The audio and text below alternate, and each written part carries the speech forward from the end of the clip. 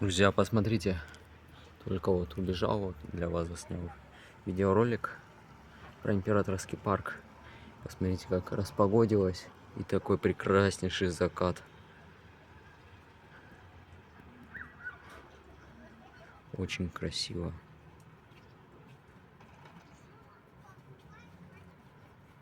Просто такой вот красивейший закат.